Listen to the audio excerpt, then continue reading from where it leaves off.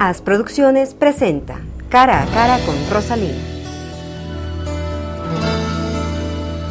Buenos días, queridos amigos televidentes, y bienvenidos en este programa. El día de hoy tenemos un personaje con el que queremos hablar y un poco ir desentrañando algo de su vida, de sus inquietudes, de sus consecuciones. Se trata del embajador Luis Gallegos Chiriboga, un destacado diplomático ecuatoriano, pero que además de sus funciones en la diplomacia ecuatoriana, ha venido desarrollando una serie de iniciativas, tiene muchas inquietudes sobre las cuales vamos a dialogar, así es que queremos darle, querido embajador Gallegos, una cordial bienvenida a este programa. Muchas gracias, Rosalía, me siento muy honrado. Lo del personaje le dejamos. No, tiene mucho que ver con los últimos triunfos, los honores y con todo lo que ha sido su trayectoria de vida. Pero queremos empezar por el comienzo, Lucho, hablando de su niñez en Quito. Usted veo que es un sagitariano, sí, ¿no? Nacido el 13 de diciembre. ¿Y cómo usted recuerda su vida? Bueno, yo tuve una extraordinaria niñez en realidad. Mis padres, mi padre Pericles Gallegos Vallejo fue un abogado, político, diplomático.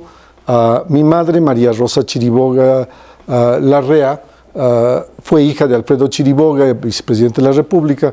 Entonces, un poco siempre comprometidos con el tema político y el país, siempre buscando... Y hablando de temas trascendentes, desde el comienzo. Desde el comienzo. ¿Escuela? ¿Dónde? Bueno, múltiples, porque a los 5 años fue la primera vez que fui a Nueva York, llevado por mi padre que iba a trabajar en Naciones Unidas. Y eso obviamente nos abrió a toda la familia, creo yo, una cosmovisión muy distinta. ¿Y a usted le marcó un destino casi? A mí me marcó un destino que yo soy muy creyente en Dios. Yo creo que se alinearon las estrellas en un determinado momento.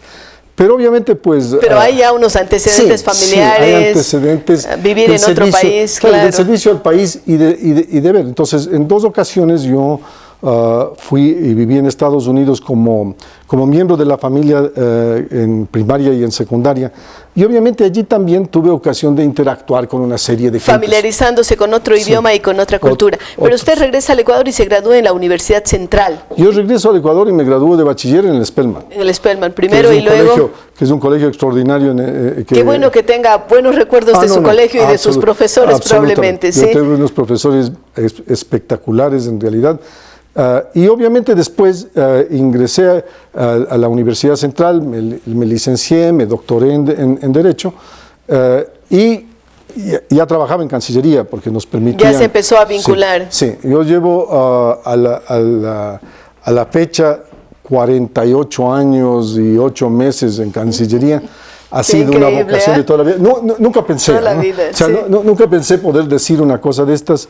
Ha sido una carrera apasionante. Ha sido involucrarse más en los temas del Ecuador, en toda la temática internacional, porque mucha gente cree que los diplomáticos están allá de las fronteras, pero están vinculados íntimamente a la realidad nacional. Claro, entonces, porque si no pueden representar al país. Exactamente. Es decir, hay una serie de estereotipos sobre los diplomáticos, claro, que ventajosamente personas como usted lo rompen. Usted hace estudios en el Instituto de Altos Estudios Nacionales, pero también en la Universidad de Harvard. Sí, yo me diplomé en el IAEN, que fue para mí un posgrado de ecuatorianidad en seguridad y desarrollo. ¿No? Hay que recordar también que en esos momentos el Ecuador vivía amenazado y justamente teníamos el tema del Perú era algo latente. Pero además el mundo no era muy amigable para ningún país chico, entonces había retos extraordinarios en la propia estructura de desarrollo del Ecuador. Y luego obtuve una beca para la Escuela Fletcher de Derecho y Diplomacia en un programa conjunto con Harvard. Yo soy asesor también de la Escuela de Fletcher de Diplomacia. Sigue usted, se mantiene como asesor. Sí, Qué interesante. Sí, yo creo que nos demoraríamos todo el programa en enumerar las instituciones y organizaciones de las que usted es miembro del board, asesor o vinculado de alguna forma, ¿verdad? La verdad es que yo considero que para una persona, muy humildemente, para un ciudadano ecuatoriano, el recibir invitaciones a participar en organizaciones internacionales de cualquier índole, en Europa, en Japón. Acabo de recibir una ayer sobre la Universidad de Japón. Yo creo que es una obligación el explicar el país, explicar y es un honor también para el país, no solamente personal, yo creo que así hay que concebirlo también, ¿verdad? Yo lo miro como un reto, porque indudablemente son... Y es llevar la voz del Ecuador a otros espacios, otros foros. Un tema en donde se les reconoce al Ecuador, a los ecuatorianos, un altísimo mérito en todos los foros internacionales y en muchas organizaciones. Han habido ecuatorianos destacadísimos que han marcado en mucho la pauta por dónde va el mundo internacional. El derecho interamericano, entre otras cosas.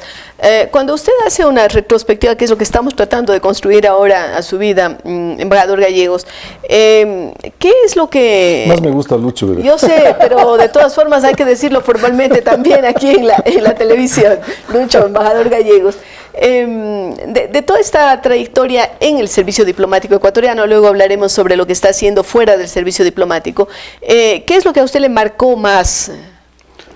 Bueno, yo diría que en el transcurrir de una carrera uno tiene obligaciones externas e internas. Yo creo que el aprendizaje en todo lo que fue cooperación internacional, en los albores de los 60 y 70, en donde el país buscaba desesperadamente tecnología y capacidades para desarrollarse, marcaron una pauta en donde el enfoque era que una política exterior tenía que ser guiada también por una interrelación bilateral y multilateral, que muchas veces se desaprovechaban las oportunidades, por desconocimiento y en muchas ocasiones de desconocimiento mutuo de las fuentes. Luego, en el tema territorial, yo fui director de soberanía territorial, fui director de límites, y eso, obviamente, mis padres habían trabajado en ello en una búsqueda de la confrontación que guardábamos con el Perú. Mi abuelo fue uno de los que, mi abuelo Luis Benigno Gallegos fue uno de los que votó en contra de la aprobación por parte del Congreso del Tratado de Río de Janeiro. De Río de Janeiro. Entonces, eso también, la soberanía y la defensa del territorio. Yo te diría, Rosalía, que frente a la derrota del 41, y mucha gente no le gusta hablar de este tema, la primera frontera de defensa fue la diplomacia. Y por eso tantos ecuatorianos comprometieron con la diplomacia sus vidas. Notables ecuatorianos que verdaderamente... Algunos un poco maltratados por la historia, ¿verdad? Algunos maltratados por la historia, otros reconocidos tanto nacional como internacionalmente, porque nadie es profeta en su tierra, y además si desarrolla funciones allende la frontera, es más fácil que les reconozcan fuera. Claro. Yo creo que ese es un signo de la carrera. Pero yo creo que esos ecuatorianos me enseñaron con el ejemplo y la dedicación, un servicio al país, porque no era un país que tenía todas las capacidades para hacerlo, pero sí marcaba. Hemos hablado, Lucho, de su trabajo dentro del Ecuador, de lo que ha significado esas posiciones al interior del Ministerio de Relaciones Exteriores, inclusive de ministro encargado, de subsecretario, en fin, de director de varias de las dependencias del Ministerio de Relaciones Exteriores. Pero ¿usted se acuerda cuál fue su primera salida al exterior ya en misión? Claro, la primera salida... Como tercer secretario. Como tercer secretario fue España. Qué lindo destino, ¿ah? Claro, fue una suerte, Madrid. Claro, Madrid, era época de Franco, dictadura. Me enseñó mucho de lo que es una dictadura. Luego fui... Y a saber que eso no lo queremos vivir jamás, ¿no? No, y además era una reconvención con la historia de España, ¿ya? El comprenderla, el comprender qué es lo que ocurría en Europa, porque España no era parte de Europa en ese momento.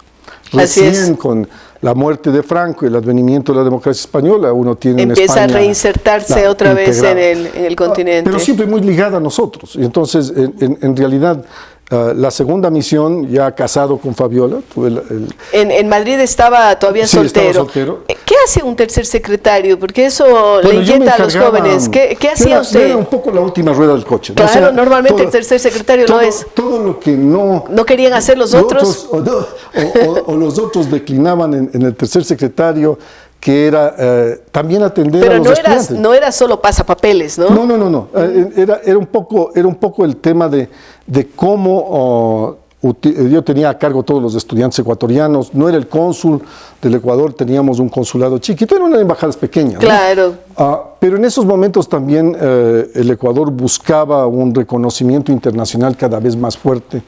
Y buscábamos oportunidades comerciales. Y con los problemas territoriales también, un reconocimiento, un debate permanente con el Perú. y nuestros garantes, que no siempre fueron muy amigables, digamos, en los términos en los que nosotros buscábamos, ¿no? La segunda fue en Chicago. Ya casado. Ya casado, fui cónsul en Chicago del 75 al 78 y de ahí me asignaron una a la ciudad OEA. vibrante, ¿no? Bueno, tenía una colonia de 20.000 en esa época. Ecuatorianos. Y controlaba el medio oeste americano.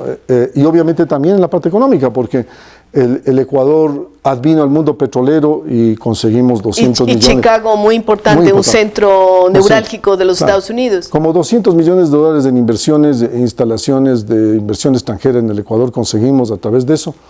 Y luego me asignaron a la OEA para ir a... Chicago en esa época estaba reinventándose también, ¿no? Claro, porque después de Chicago, toda la fama de delincuencia, estilo Al Capone y todo, viene una reinvención de la ciudad, que ahora ha desembocado pues, en una ciudad espectacular. No, y además que guardo buenos amigos, porque los Daley eran buenos amigos. Uno de ellos fue jefe de gabinete de Obama, ¿no? Y nos encontramos.